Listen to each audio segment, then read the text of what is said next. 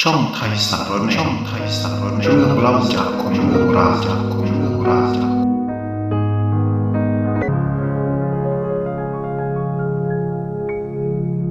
สวัสดีครับชาวไทยสารแหน่ทุกท่านขอบคุณทุกท่านที่เข้ามารับฟังนะครับขอบคุณสำหรับการติดตามกดไลค์กดแชร์ให้ผมนะครับวันนี้ผมก็มีเรื่องหลอนๆในป่าแถวหมู่บ้านผมมาเล่าให้ฟังนะครับในป่าที่ล้อมรอบหมู่บ้านผมถ้าเดินลึกเข้าไปท้ายวัดป่าทุกคนก็จะเห็นกอกล้วยอยู่กอหนึ่งครับกอใหญ่ใบหนาเป็นเงาระยิบต้นอวบสูงใหญ่ครับกล้วยกอนี้เป็นกล้วยตานีครับแต่ต้นและก้านของกล้วยต้นนี้ไม่ได้เป็นสีเขียวเหมือนต้นกล้วยปกติทั้งก้านและต้นกล้วยนี้เป็นสีดำครับชาวบ้านเลยเรียกว่ากล้วยตานีดำชาวบ้านที่มีสวนอยู่แถวนี้จะต้องเดินผ่านทางเส้นเล็กๆที่มีรอบวัดเพื่อจะไปเลือกสวนของตัวเองก็มีอยู่หลายครัวเรือนและเวลาที่ผ่านไปทางนั้นตอนค่ำหรือกลับมืดค่ำก็มักจะเห็นผู้หญิงใส่ชุดสีดำยืนอยู่แถวฝั่งตรงข้ามถนนกับต้นกล้วยตานีดำเสมอจนไม่มีใครกล้ากลับมาทางนั้นในตอนมืดตอนค่ำกันครับบางคนจะเจอผู้หญิงชุดดำมาปรากฏขวางทางชี้หน้าแล้วหัวเราะเสียงดังจนพากันวิ่งป่าแตกเดือดร้อนน้ำมนต์หลวงพ่อก็หลายครั้งครับในสมัยนั้นพวกผมเป็นวัยรุ่นละครับหมู่บ้านก็เจริญขึ้นหน่อยนึงเพราะมีรถสองแถววิ่งเข้าไปในเมืองวันหนึ่ง2-3 เที่ยวแล้วครับก็ทำให้เวลาจะเข้าไปในเมืองก็จะสะดวกขึ้นผมเรียนอยู่ม.1 ครับน่าจะเทอม2แล้วตอนนั้นในหมู่บ้านผมจะนิยมซื้อหวยกันผมกับไอชาก็ซื้อตัวละบาท2 บาทแต่ถือว่าเยอะนะครับเพราะค่ารถผมไปเรียนที่โรงเรียนมัธยมที่อยู่ห่างจากบ้านผม 5-6 โลไปกลับ2 บาทครับผมกับไอชาใช้วิธีเดินกลับบ้านในตอนเย็นถ้าวันไหนจะซื้อหวยเพราะจะเอาเงินค่ารถซื้อครับแต่ตอนไปกลัวไม่ทันเรียนก็จะออกไปรอรถ2 แถวที่มีเที่ยวเดียวประมาณ7 โมงเช้าให้ทันถ้าไม่ทันเจอไม้ตีสุนัขของแม่เลยครับพอใกล้หวยจะออกผมกับไอชาก็จะไปหานอนเอาหวยแต่ก็น่าแปลกนะครับพวกผมก็จะถูกหวยทีละบาท2 บาท2 ตัวบ้าง3 ตัวบ้างจนผมคิดนะครับว่าไม่เชื่อก็อย่าลบหลู่ส่วนใหญ่ที่พวกผมไปนอนก็จะเป็นเย็นวันศุกร์และวันเสาร์ครับที่พวกผมไปนอนก็จะเป็นใต้ต้นไม้ใหญ่ต้นโพใหญ่วัดร้างบ้างต้นมะม่วงใหญ่บ้างต้นมะขามใหญ่ต้นตะเคียนเป็นบางครั้งครับตามแต่สะดวกและตกลงกันวันนี้ก็วันศุกร์แล้วหวยออกวันอาทิตย์ผมก็ชวนไอ้ชาทันทีว่าไปนอนหาหวยกันไอ้ชาก็พยักหน้าผมก็บอกมันว่ามึงมาหากูที่บ้าน6 โมงเย็นนะเว้ย2 ทุ่มกว่าเราไปพูดเสร็จมันก็เดินกลับบ้านผมก็เข้าบ้านครับเมื่อได้เวลา2 ทุ่มกว่าผมก็บอกแม่ว่าจะไปหาหวยนะแม่ก็สายหน้าแบบเอื้อมระอาพ่อแม่และชาวบ้านเขาก็รู้นะครับว่าผมกับไอชาชอบไปนอนหาหวยนอนวัดนอนป่าแม้กระทั่งป่าช้าพวกผมก็ไปนอนมาแล้วครับแล้วก็มีเรื่องเล่าด้วยเอาไว้คลิปหน้านะครับผมกับไอชาก็หยิบเอาไฟฉายเล็กๆหอบเสื่อที่ห่อหมอนกับผ้าห่มผืนเล็กไว้เดินออกจากบ้านทันทีพ วกเราเดินเลยหมู่บ้านออกมาสักพักไอ้ชาก็ถามผมว่าวันนี้เราจะไปนอนไหนอ่ะ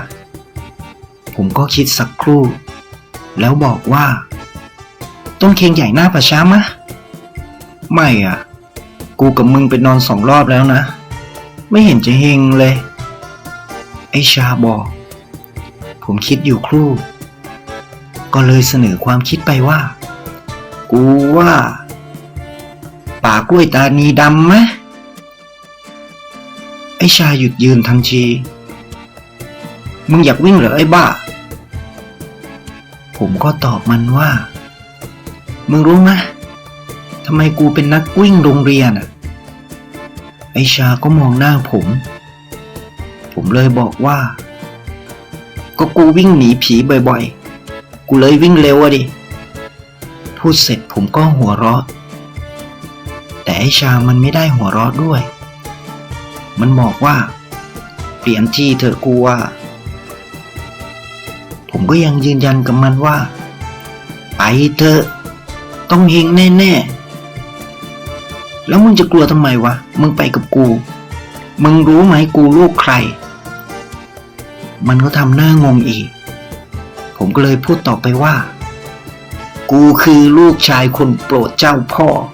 ถ้าผีตัวไหนจะหลอกกูเดี๋ยวพ่อกูเคลียร์ไอ้ชาสายหน้าแล้วพูดว่ากูเห็นผีหลอกมึงประจำไม่เห็นพ่อมึงช่วยเลยก็ตอนนั้นพ่อกูไม่อยู่แล้วผมก็หัวเราะตกลงวันนั้นเราก็เดินไปที่ท้ายวัดครับพอไปถึงป่ากล้วยพวกผมก็จัดการเตรียมที่หลับที่นอนแบบทำความสะอาดเท่าที่ทำได้บริเวณใกล้ๆกับต้นกล้วยตานีดำห่างออกมาประมาณ3 เมตรครับหันหัวนอนเข้าทางป่ากล้วยแล้ว2 คนพวกเราก็นั่งคุกเข่าลงแล้วผมก็พูดขึ้นว่าลูก2 คนมานอนหาโชคหาลาภครับให้โชคให้ลาภพวกผมด้วยดูแลพวกผมด้วยนะครับให้พวกผมฝันดีมีเงินมีทองนะครับแล้วก็ยกมือจะหลดหน้าผาก2 คนเรานอนคุยกันอยู่ครู่แล้วพวกผมก็หลับไปผมตื่นขึ้นมาตอนดึกเพราะไอ้ชาเอามือมาเขย่าตัวผมแล้วกระซิบว่ากูเห็นคนเดินอยู่ฝั่งโน้นว่ะผมก็มองตามที่มันพูดผมเห็นเงาตะคุ่มอยู่ฟากถนนฝั่งตรงข้ามกับต้นกล้วยตานีดำครับเป็นเงาผู้หญิงแน่นอนเพราะมองไปเป็นรูปร่างเหมือนใส่ผ้าถุงผมยาวๆครับแต่วันนี้ค่อนข้างมืดเพิ่งจะ5-6 ค่ำเลยเห็นแค่เงาสลัวแล้วเงานั้นก็ค่อยๆเคลื่อนที่เข้ามาหาพวกผมก็รีบหยิบไฟฉายขึ้นมาเตรียมส่องดูแต่ยังไม่ได้ส่องนะครับเพราะเงานั้นยังอยู่ห่างประมาณ20 เมตรผมเห็นเงานั้นเคลื่อนเข้ามาช้าๆแล้วมาหยุดอยู่กลางถนนผมก็มองหน้าไอ้ชาอยากจะถามแต่ตอนนั้นพวกผมเลือกสงบเพื่อสยบความเคลื่อนไหวครับสักพักพวกผมก็เห็นเงานั้นยืดยาวขึ้นครับมันค่อยๆยืดขึ้นจนสูงเท่ากับต้นไม้ที่อยู่ข้างหลังของมันต้นไม้ต้นนั้นเป็นต้นอะไรก็ไม่รู้ครับน่าจะต้นใหญ่ประมาณคนโอบได้ต้นไม้ต้นนี้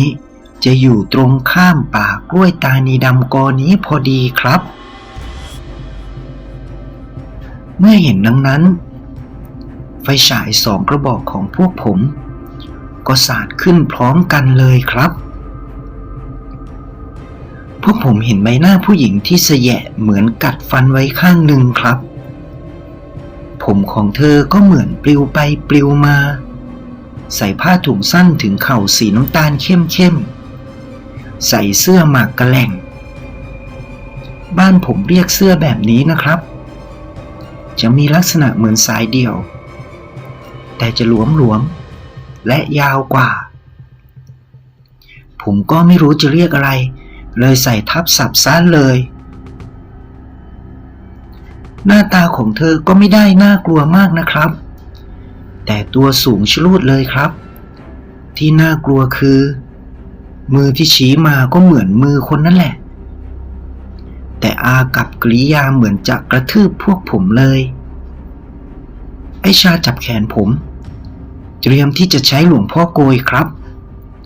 ผมก็เตรียมพร้อมอยู่แล้วตอนเห็นผีหรืออะไรพวกนี้มันไม่ได้ชิวๆนะครับหัวใจเหมือนจะวายมันตื่นเต้นมันเร้าใจหรืออะไรบอกไม่ถูกครับบรรยากาศรอบตัวเวลาที่เจอมันก็เหมือนบรรยากาศมาคุเลยครับเย็นเยือกหลอนๆตามความรู้สึกผมเป็นแบบนั้นมันจะเป็นโหวงเหวงเหมือนตอนที่เราไปเผาศพในเชิงตะกอนแล้วยืนหันหลังให้ในระยะไม่ไกลนะครับตอนปลอดคนประมาณนี้ถ้าใครอยากรู้ความรู้สึกให้ไปยืนตรงที่ตัวเองคิดว่าหลอนที่สุดในตอนกลางคืนแล้วหันหลังให้ครับยืนสักพักขนมันจะลุกวูบวาบไปทั้งตัวเลยครับแต่มีสิ่งหนึ่งที่อธิบายถูกคือเรี่ยวแรงจะมีเยอะกว่าปกติวิ่งก็จะวิ่งเร็วมืดแค่ไหนก็เห็นทางแล้วก็จะไม่เหนื่อยด้วยครับแต่ก่อนที่พวกผมจะใช้หลวงพ่อโกยก็มีลมแบบแรงมากครับเหมือนต้นไม้แถวนั้นลู่ตามลมไปหมดแรงมากขนาดที่ผมกับไอ้ชาต้องนั่งยองๆลงกับพื้นเลยครับพวกผมเอามือจับเสื่อจับหมอนไว้ไม่งั้นมันต้องปลิวไปตามลมแน่เลยครับพวกฝุ่นผงใบไม้ใบหญ้าปลิวแบบหนังวันสิ้นโลกเลยก็ว่าได้ลมพัดอยู่ชั่วอึดใจร่างผู้หญิงสูงผิดปกติคนนั้นก็ยกเท้าขึ้นแล้วถีบลงตรงกลางป่ากล้วยเลยครับหน่อเล็กๆของต้นกล้วยตานีที่อยู่รอบกระเด็นมาตกอยู่ต่อหน้าพวกผมเลยครับ2-3 หน่อเลยผมยังจำได้ติดตาผมกับไอ้ชาลุกขึ้นถอยหลัง2-3 ก้าวแต่ตาผมยังมองผู้หญิงสูงผิดปกติคนนั้นอยู่สติพวกผมยังกระเจิงรอบตัวอยู่ยังไม่กลับมาเลยคราวนี้มันกระเจิงแบบกระจัดกระจายเพราะผมเห็นต้นไม้ต้นที่อยู่ข้างหลังผีผู้หญิงสูงผิดปกติต้นนั้นแตกกระจายหักเป็น2 ท่อนเสียงดังโครมโค่นล้มลงไปทางฝั่งที่มันตั้งอยู่ทันทีครับผมมัวแต่มองต้นไม้ผมก็ต้องสะดุ้งอีกเมื่อได้ยินเสียงผู้หญิงตวาดแบบดุๆว่าอีผีบาปแล้วก็ได้ยินเสียงร้องแหลมยาวแบบเจ็บปวดทรมานสุดๆนะครับแบบทรมานจริงๆประมาณคนถูกเครื่องทรมานบีบขมับยังไงอย่างนั้นเลยครับพวกผมหันมามองทางเสียงผีผู้หญิงสูงผิดปกติก็หายไปแต่สิ่งที่พวกผมเห็นกลับเป็นผู้หญิงใส่ชุดไทยสบายเฉียงเปิดไหล่ครับยืนหันข้างให้พวกผมหันหน้าไปทางต้นไม้ที่ล้มที่พวกผมเห็นเป็นผู้หญิงร่างอรชรหุ่นดีแต่หน้ายังเห็นแต่ข้างๆแต่ความรู้สึกพวกผมคิดว่าน่าจะสวยครับชุดเป็นสีดำแถบแดงอันนี้เห็นได้ชัดเพราะไฟฉายยังสาดไปตามที่พวกผมมองนะครับมันเป็นอัตโนมัติแม้แต่ตอนต้นไม้ล้มไฟฉายพวกผมก็สาดไปครับเธอไม่ได้มองมาที่พวกผมนะครับครู่เดียวก็เดินหายวับไปในต้นกล้วยต้นที่ใหญ่ที่สุดเลยครับพวกผมหายใจถี่แรงมองต้นกล้วยที มองต้นไม้ที่หักล้มทีไงมึงไอชาพูดขึ้นเฮงมะมึงไหนเจ้าพ่อมึงอ่ะผมก็ยิ้มแล้วในที่สุดคืนนั้นก็พากันเก็บเสื่อหมอนมานอนที่ศาลาวัดครับรุ่งเช้าพวกผมก็ไปรับบาตรหลวงพ่อแต่ไม่ได้เล่าให้หลวงพ่อฟังนะครับพอรับบาตรเสร็จพวกผมก็ชวนกันไปหลังวัดทันทีเหมือนไอ้ชามันก็อยากจะไปเหมือนกันพอไปถึงพวกผมเห็นต้นไม้ต้นฝั่งตรงข้ามที่ใหญ่ประมาณคนโอบต้นนั้นหักล้มลงไปกองกับพื้นเลยนะครับลักษณะเป็นแบบหักครึ่งกลางแล้วก็โค่นล้มลงอีกทีตามต้นไม้จะมีเศษแตกกระจัดกระจายบางช่วงครับแต่ตรงที่หักนี่แบบเละเทะเลยครับรากก็ถอนขึ้นมาข้างหนึ่งแต่ฝั่งที่ล้มลงไปยังจมดินอยู่ครับพอมองไปที่กอกล้วยก็เหมือนมีคนเอาไม้ใหญ่ๆทุบลงไปตรงข้างๆกอครับเพราะหน่อเล็กๆน้อยๆข้างกอที่อยู่ฝั่งถนนเละเหมือนบัวขาวเตะซ้อมมวยเลยครับพวกผมมองหน้ากันผมก็พูดขึ้นมาว่าไปซื้อหวยดีกว่าหุ้นกันคนละ50 ตังค์นะมึงไอชาพยักหน้าแล้วมันก็ถามว่ามึงได้ตัวไหนอ่ะผมก็บอกมันว่าเดี๋ยวมึงก็รู้เด็ดสรติแน่นอนพูดกันแบบตรงๆเลยนะครับเพื่อหวยแล้วตอนนั้นผมกับไอชาถึงไหนถึงกันผีก็ผีเถอะเพราะพวกผมไม่ได้มีเงินหรืออยากได้อะไรก็ได้แต่พวกผมถ้าอยากได้อะไรต้องหาเอาครับแต่ไม่ได้บอกให้ทุกคนบ้าหวยนะครับขนาดเงินซื้อหวยพวกผมยังต้องเดินกลับบ้านเองจะได้เหลือเงิน1 บาทเพื่อเอามาลงทุนครับแล้วในที่สุดเย็นวันอาทิตย์4 โมงเย็นกว่าไอชาก็วิ่งหน้าตั้งมาหาผมแล้วตะโกนบอกว่าโคตรเด็ดเลยมึงได้กันคนละ35 บาทเลยผมก็ถามมันว่าตัวไหนวะ